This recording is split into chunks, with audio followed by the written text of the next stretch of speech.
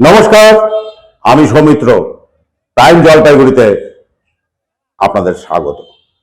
হ্যাঁ, আমরা খবর করেছিলাম জলপাইগুড়ি 7 নম্বর ওয়ার্ডে কি হচ্ছে। আপনারা দেখেছেন সেই খবর। 7 নম্বর ওয়ার্ডে কিন্তু কিছু উচ্ছৃঙ্খল যুবক না নেশার আড্ডা বসাচ্ছে এবং সে জায়গায় দাঁড়িয়ে নেশার দ্রব্য বিক্রি করছে।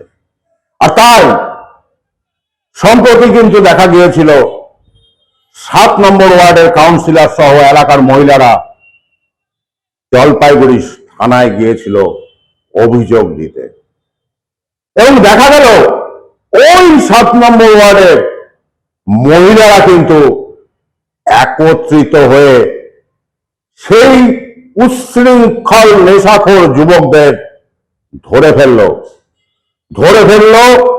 এবং সাথে সাথে বন্ধ করলো বিক্রি বাট্টা। কোথায়? জলপাইগুড়ি 7 নম্বর ওয়ার্ডে।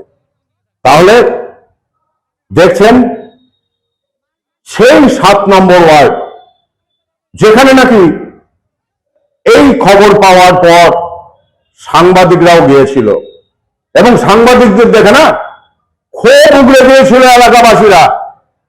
আর দেখা গেল এই মুহূর্তে যে সেই এলাকাবাসীর মহিলারা ধরে ফেলল সেই নেশাগ্রস্ত যেসব ছেলে রয়েছে না ওখানকার, কিছু অসামাজিক ছেলে, সেই সব অসামাজিক ছেলেকে কিন্তু তারা নিজেরাই মহিলারা ধরে ফেলল।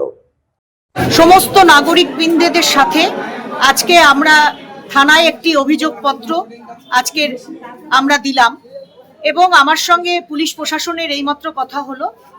আমরা যে সভা আজকে ডেকেছিলাম সেই সভায় যে বিষয়টি উঠে এসেছে, এবং আমাদের গত কিছুদিন আগে যে 7 নম্বর ওয়ার্ডে আমাদের পাড়া আমাদের সমাধান যে প্রকল্প, আমাদের দিদি যেটা চাইছিলেন যে কোনো সমস্যা বাসিন্দারা তাদের মতামত, তাদের অভিযোগ জানাতে পারেন, এবং সেই মোতাবেক সেই সভাতে যে মূল বিষয়টি উঠে এসেছিল যে আমাদের এই 7 নম্বর ওয়ার্ডের একটা বিশেষ অংশ মাদক দ্রব্য সেবন এবং বিক্রি, এই দুটোর সঙ্গে জড়িত। আমাদের আগামী প্রজন্মকে রক্ষা করতে আমাদের কিন্তু এর পদক্ষেপ নিতে হবে। তাহলে দেখতে থাকুন টাইম জলপাইগুড়ি, ফলো করুন টাইম জলপাইগুড়ি। নমস্কার।